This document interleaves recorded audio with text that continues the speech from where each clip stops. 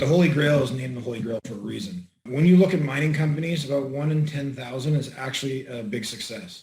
So essentially, if you're a mining person, you're chasing the Holy Grail. It's that thing it's almost too good to be true. And we believe we found it. Welcome to the My Future Business Show, where we get you in front of your best audience and keep you there. Not only are we interviewing the biggest names in business to help you become even more successful, we're inviting you to book your spot on the show to help you grow your business. So at the end of the call, make sure you fill in the interview application form at myfuturebusiness.com/interviews. Hi and welcome back to the My Future Business Show. My name's Rick Nusky. If this is your first time here, welcome to the show. I'm sure you're going to have a great time. And if you are a repeat listener, thank you again for joining us. Thank you for all of your support. And it's wonderful knowing that the show is making a difference for you. Now, speaking of making a difference, today I'm on the line with the managing partner of Tesoro Capital Partners and also the president and director at Prospect Ridge Resources, Mr. Nick Luksha. Welcome to the show, Nick. Thank you for having me. Pleasure to be here. Oh, look, the pleasure is absolutely all mine now. We were just talking offline about me going over your bio information, and what a wonderful journey. And I'd love to take a deep dive into, obviously, Prospect Ridge Resources and your relationship as it turns with Tesoro Capital Partners. But before we do that, it's customary for us, Nick, to spend some time learning about you. So let's find out where you live. Where's home for you? I live in West Vancouver, British Columbia, which is, I guess you could say, somewhat of a suburb of Vancouver, BC, in the Pacific Northwest. Oh, wonderful. Has that been home for a long time? Yeah, my family moved here from Toronto in 1994. I was 13 years old, so it's been home for a very good portion of those last 27 years. Yeah, wow, time flies, doesn't it, Nick? Now, I wonder, what is it during your time growing up there that you can recall the most, that you recall fondly? In Vancouver? Yes, sir. Two things.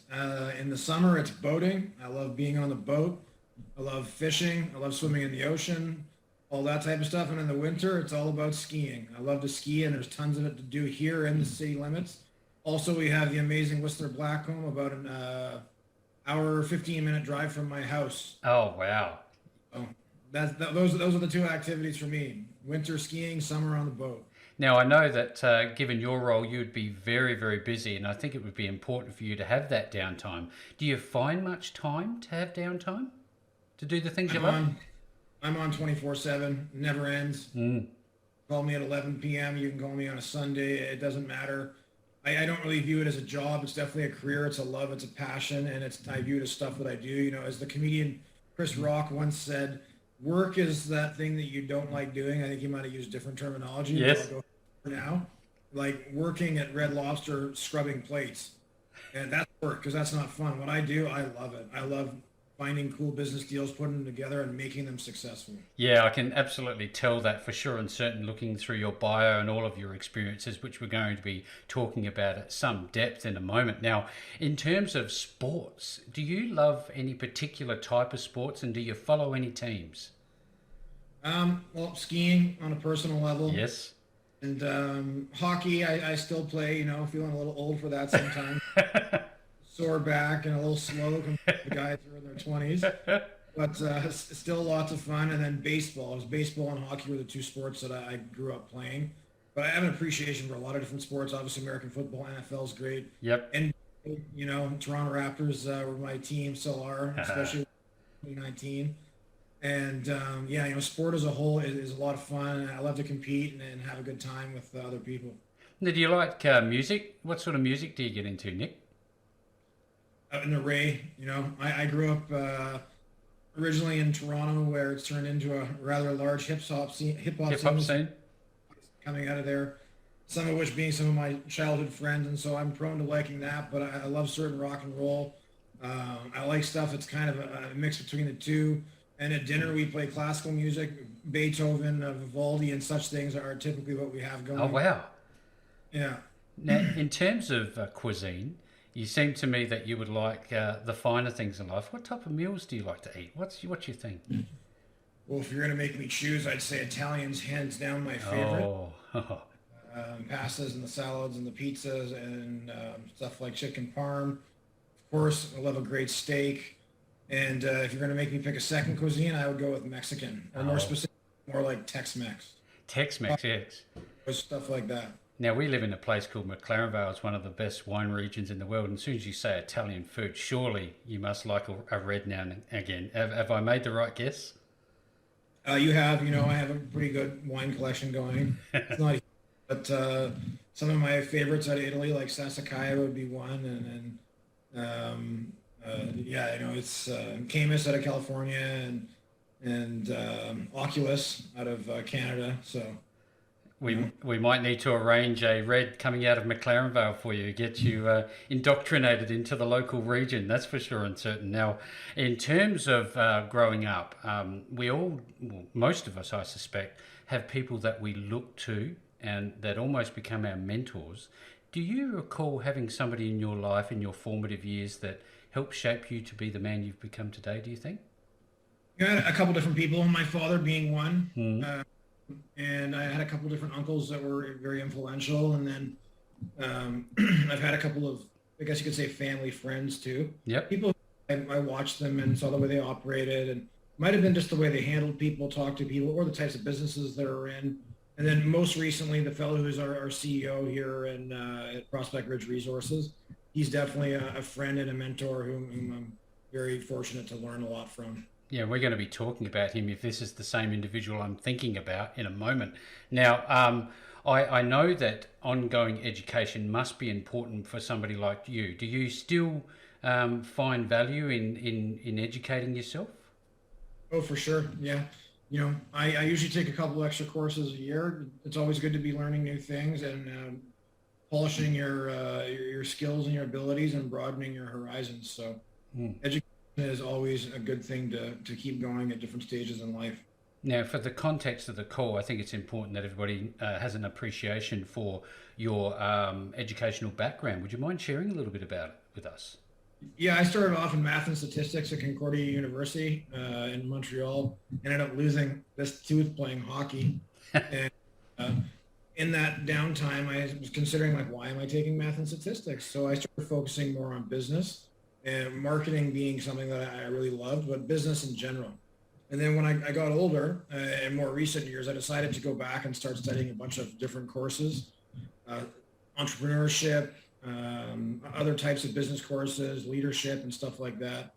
I figured it couldn't hurt to continue to broaden my horizons and learn more about business and myself, of course. Of course, along the way. Now, Nick, when I started out, and we don't end up where we start out. I was my first ever job, if you want to call it that, was helping a neighbour who owned a fencing company, and I was helping him do fencing for my first job. Can you recall the first ever thing that you did?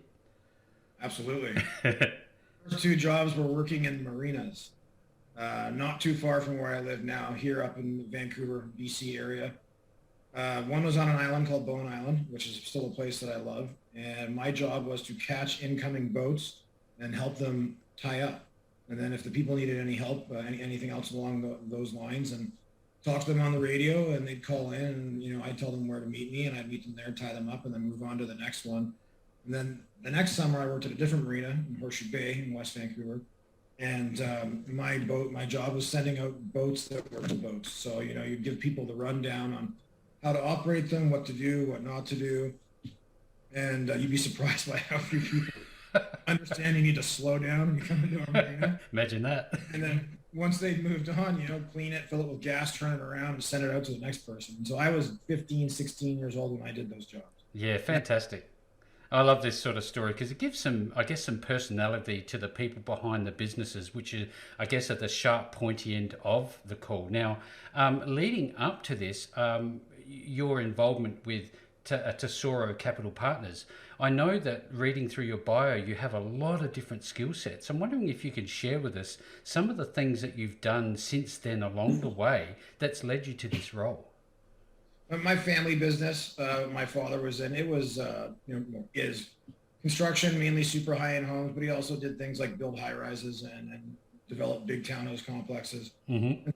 Followed his footsteps into that, and shortly later, I started my own first development company, and then on to another one. And I found myself getting into a tech business, and I owned some restaurants, and been involved in various capital markets plays, and my professional life started gravitating towards the capital markets, where I'd be working on building companies, finding acquisition targets, raising funds, and trying to make them a success, building good management teams, and that had been my focus for years, and that's essentially what Tesoro Capital Partners is. Mm-hmm.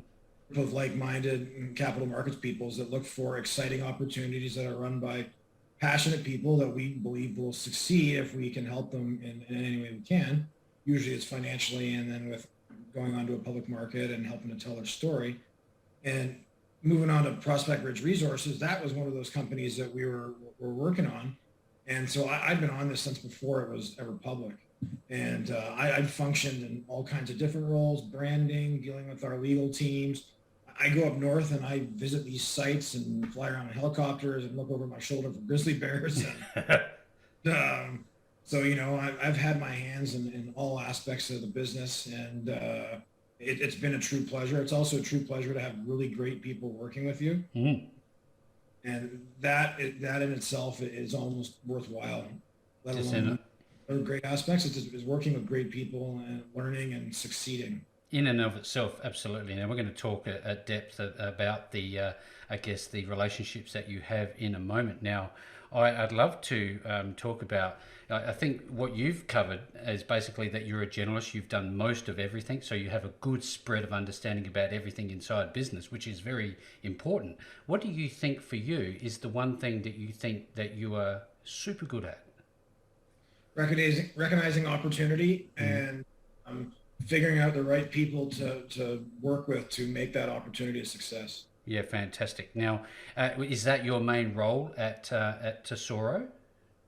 Yeah, it is. In Tesoro, we're out there looking for entrepreneurs that are building great things that could use our help and guidance into becoming amazing things.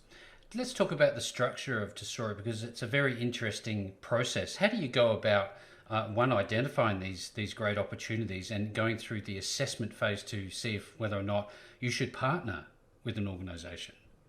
Well, we look at a lot of companies. I can tell you in the last few years, we've looked at literally hundreds. We start off with a relatively broad and, big set of guidelines. And we try to cast as wide a net as possible. But the fact of the matter is that sometimes certain things just won't work. Maybe they don't work for us, maybe they don't work for them. But we run into people that we agree, like, hey, we're great, you're great, we think that this will go well for you. Best of luck, we're just not the right fit. So, we approach everything in a positive manner. We're always an open book. We want people to know exactly who we are and how we operate. And then we expect the same in return. And if we're getting further down the road where we really think we can do something, then we get into specifics and talk about how we will legally come together, who's going to take care of each role, et cetera, et cetera, et cetera. So it's a lot of detail. It takes lots of time, but it's also lots of fun and very rewarding. Thank you for sharing. I really, really appreciate it. Now, Nick, at Tesoro, you would be able to explain this better than I could ever try to explain it. You have a suite of, I guess, products and services that you offer. I was wondering if you could run through what they are. Yeah, sure. We work with companies in a various amount of ways. We help fund people. We can take them public. We can take someone who is already public and we could change the business and roll something new into it. We can clean up any type of mess that might be left over from a previous shell where it's been abandoned, or, kind of whatever you need in a financial capital markets setting. You can come talk to us and see if we can help you out.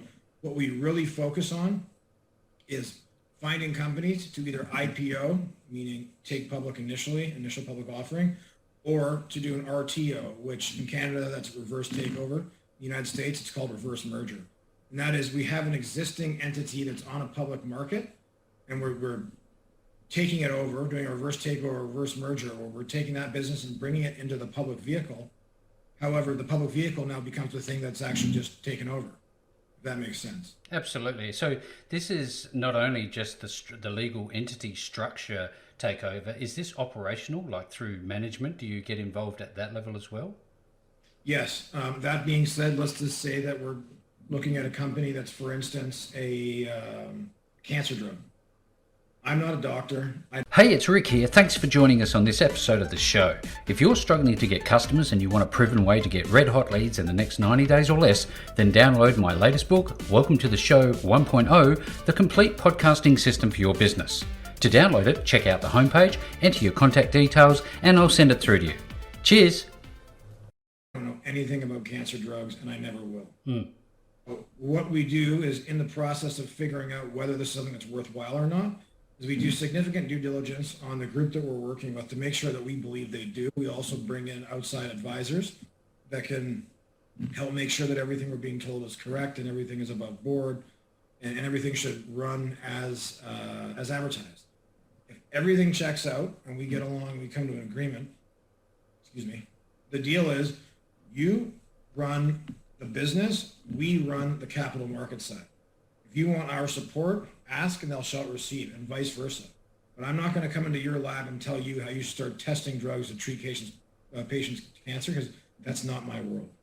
My world is I'm going to get you funded so you can keep working on these things and hopefully save lives, and to get you trading on the market, and you're going to give us your story and we're going to tell it to the world. Yeah, that's fantastic. I love that clarity. I think that's really important for those who are going to be looking at, I guess, investment opportunities as they arise later in our conversation. Now, with that being said, you've done a lot of work with Prospect Ridge to assess their suitability to partner. What made it such an attractive offer for you, an opportunity for you? Well, there's a few reasons. The property, the whole specifically. The one in Quebec, Galani, it's great. But the Holy Grail is named the Holy Grail for a reason. When you look at mining companies, about 1 in 10,000 is actually a big success. So essentially, if you're a mining person, you're chasing the Holy Grail. It's that thing it's almost too good to be true.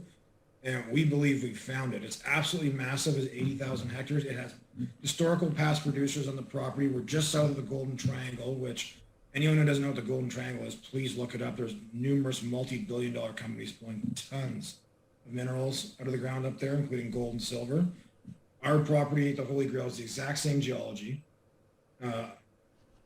We are set here to create a Holy Grail that it's the real thing. It's not just, I got to chase this thing that hopefully exists and maybe it doesn't. No, it does.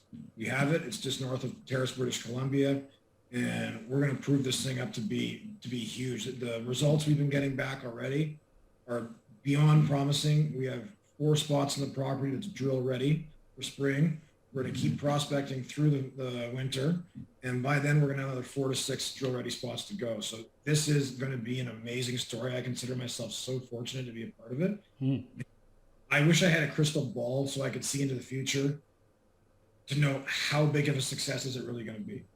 You know, like I'm excited because I know it's going to be great, but is it going to be unbelievably mind-blowing? I can't wait to find out. Yeah, thank you for sharing. This is very exciting. Now, in terms of geology, you've obviously drilled holes in the ground. What are you pulling out? Is it just gold? Is it other deposits? What are you looking for? Glad you asked. I brought a few things to show you. These are little samples that come out of the ground up there. Oh, very nice. I'm just going to show you a few. In this rock, there is visible gold, there's silver, there's copper, there's all kinds of stuff. There's even some semi-precious stones. We even have a large amount of rare earth up there. There's so much mineralization in this property that it's mind-blowing. It's funny, you know, one of the days that I was up there and I go up, you know, and visit the property myself and like to see the visible gold in the ground for myself. We're flying in the helicopter. Sometimes you use a helicopter to get to spots that are inaccessible by road. Sometimes you use it because it's efficient because you can hit 6 spots instead of hitting 2 in a truck. Yes, yeah. So one of these days we're hitting spot. And we've just seen a lot of amazing rock. And our CEO, Mike Iverson, who's an extremely successful mining veteran, he turns to me and we all have the headset on because we're in the helicopter and everybody can hear this, geologist and of course pilot. And he's like, do you see how excited the geologists were back there? I said, I did. He's like, that gets me excited because these guys are scientists. They use science to prove that what we think is actually fact. And the facts are is that what's coming back is beyond exciting. Yeah, I listened to this and I think about the legendary Mike Iverson. I'm wondering, he came out of retirement for this. Is that correct? Yeah, he was living his dream life, retirement. He doesn't need to come out of retirement, does he? No, he's a very wealthy guy. He just retirement. Um, Definitely a rock hound, and he's a guy that can't pass up an unbelievable opportunity. And you look at what he did at Fortuna Silver. They had a market cap max when he was ahead of it at 1.8 billion. I think they've pulled $2.5 billion worth of silver out of the ground. Got bought out by Osisko. Similar story of success there at Nile Gold and Volcanic. The guy's like, he's a home run hitter. He hits one after another, and this one he thinks is going to be a grand slam. He couldn't help it. He saw this rock that came from the property, and he needed to see it for himself. He flew up, walked the ground, took some time because the property's huge, and visited a bunch of different spots, and then just to make sure that he wasn't, crazy, he a bunch of his trusted geologists' opinions, and they agreed. Said, "You are right. This is unbelievable. You are onto something huge here." So. Do such a thing is pretty impressive. That in itself is I think, a clear statement of what we got. But, back that up with our 43 101s and the results we're getting back from our assays and everything else. If this thing we've got all the pieces of the puzzle for it to be an absolutely massive success. I just hope people stay tuned and watch how far we really take it, because I think we've got a long way to go. Because I think this is, again, I'm shifting around in my seat with excitement just listening to this and seeing some of the samples that you've put in front of us today. Now, I'm hearing that upwards of 60% is owned internally. Is that correct? It is, yeah. Some of those people, they've been with Mike 30 years. He's made them literally hundreds of millions of dollars. One of them's a multi-billionaire. The other one is, halfway to being there. These are guys that are in this for the long haul. They're not here to sell stock anytime soon. They believe that Mike's going to bring home another massive, massive success. Myself included, I brought in a good number of the people that I hold dear. Some of them are extremely influential, big people. One of them's a billionaire family as well. And same deal. They're in this to see how much gold we can really pull out. Mike's attitude towards it too is we're not going to prematurely sell or spin off or any of this stuff, because when we're hitting gold and we're drilling, we don't know if we're sitting on 3 million ounces or are we sitting on 30. So we're going to put in the time and the effort to figure out exactly how much we have, because we really feel there's a lot up in those mountains. Because I was going to ask you about that, because others who are operating in the location you're at, they're seeing stocks go 700,000% rallies. So what do you think the numbers are potentially? I love those as measuring sticks. I actually, frankly, I think that we could surpass them. See, I use the word could. Could, yes. But no, it's 100%, 100% possible. Yeah, that's wonderful. Now, again, in amounts like that, and think that something like those increases, if not far more, are possible. It is entirely possible. So how far off is, I guess, surface drilling before this starts to commence? So we'll keep prospecting through the winter. Our property benefits from being close to the Pacific Ocean, and a lot of it being at a lower elevation. So it's actually not as cold on a lot of the land as you'd think. So we'll keep working through winter. And come spring, we have 4 spots we're going to be drilling for sure, and possibly another 4 to 6. So we might be drilling 8 to 10 targets by spring, but 4 for sure. We're going to drill a minimum of 10,000 meters, possibly as much as 20,000 meters. So what are the, I guess, the access paths? Like you mentioned that some are quite inaccessible. And what about, I guess, the support structures, water and things like that? There are spots that are harder to access. You're either hiking or using a helicopter, but the majority of the property, it's accessed by logging roads and it's accessed by highways. So we are very fortunate to have all these logging roads that are already out there, some more that are being put in now. Other smaller trails for ATVs, but when it comes to moving crews, moving tools and machinery, it's quite easy. We're very fortunate to be in that situation. We're also only 10 kilometers or 4 miles north of Terrace, British Columbia, where there's an airport, all kinds of different services for the mining industry, because mining's huge up there. Water Ocean Port is just a little ways north of us for sea freight. We have a CN rail train track that runs right by us, so we could use that if we need to. Rio Tinto, everyone knows them. They're a monster. They have a smelting operation just down the road. We've got high quality electricity coming through. We've got water. We've got literally it all. So we're in a very, very fortunate situation when it comes to infrastructure and support. Yeah, thank you again for sharing, because I know there'd be a lot of investors who are listening into this call with ears pricked, as it were, because this is a very exciting, story that's coming out of the show today. Now, I'm wondering, tell us about the stock and share structure behind Prospect Ridge. Yeah, so kind of mentioned before that 60% of the company is held by relatively close-knit group of people. These are investors that have been along with Mike or myself or other members of our team for years, and they're really in this for the longer term, and they're looking, into the future for when we actually are drilling and we're coming up with big results, and we're growing this company to a point where we're going to have people like Osisko or other giants knocking on our door and wanting to buy us out. Yeah, fantastic. What a great outcome that would be. Now, I'd love to talk about the people that are supporting this operation, both from inside Tesoro as well as the actual business itself. Can you tell us a bit about the management team? Sure. Well, obviously we have Mike at the helm, and then I'm one of the people sitting at his right hand. We have my colleague Liam, who's also an attorney that helps a lot of the management and corporate stuff. And then in the field, we have amazing people. Our prospector, Jason, he's the one that brought us the deal. The guy's an absolute rock hound. He spent years out there finding all these spots and getting them ready to bring to the right person. Nikolai Gopel, senior geologist, also nominated as prospector of the year in the Yukon this year. Amazing guy, intelligent guy, sharp guy, and super passionate about this. We have Rain Turna, who's a bit of a legend in his own regard too. Almost 50 years experience, just loves geology, loves gold, and he believes that we are set to make this an absolutely massive success. And then, of course, we've got our fabulous CFO, Stella, and many other people that are working with us. I could go on and on and on. Yeah. More people in the office, more people in the field. We're very fortunate to be working with very great people. I always think about surrounding, topography. What do you know about your neighbours? How are they going? Is it because you're part of the triangle? Is that still relevant? And what do you know about them? Oh yeah, no, absolutely. Those operations are pulling gold out of the ground as we speak, silver out of the ground as we speak. Those are major producers, and a whole bunch of those are multi-billion-dollar companies.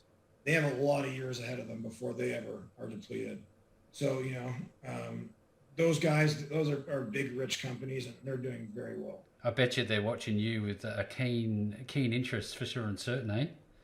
Yeah, well, some of them will be probably knocking on our door in the not too distant future, asking what we want to do longer term, and if we're interested in selling to them or partnering with them or something like that. So. I wonder, if people want to get more information, because I'm sure there'd be a lot of excited people. Where are they going to go, Nick? Where's the best place to get the right information right now? Please visit our website, prospectridgeresources.com. Also, please watch our news. I didn't mention this before, I don't think, but our field team spent the last 7 months banging on rocks and putting in samples. And we have an absolute mountain of samples that are going to be coming back to us over the coming months.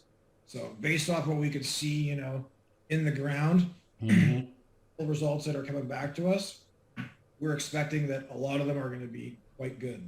So please stay tuned and watch what we put out there, because there's exciting stuff ahead. Absolutely. I'll be making sure to put all of those links up in front of you now. Importantly, Nick, what are the tickers, the stock tickers, if people want to get involved? So we initially IPO'd in Canada on the Canadian Stock Exchange as PRR. We're on the OTC in the US as PRRSF. And then we're also in Europe on the Frankfurt as OED. OED. Well, again, I'll be making sure to have those stock tickers in front of you no matter where you see this call. That information will be there in front of you. And with all that being said, Nick, what a wonderful conversation this has been. We've only just touched the surface of this exciting opportunity, and it's been a pleasure spending some time with you on the My Future Business show today. Thank you, Rick. I really appreciate it. Thanks for joining us today.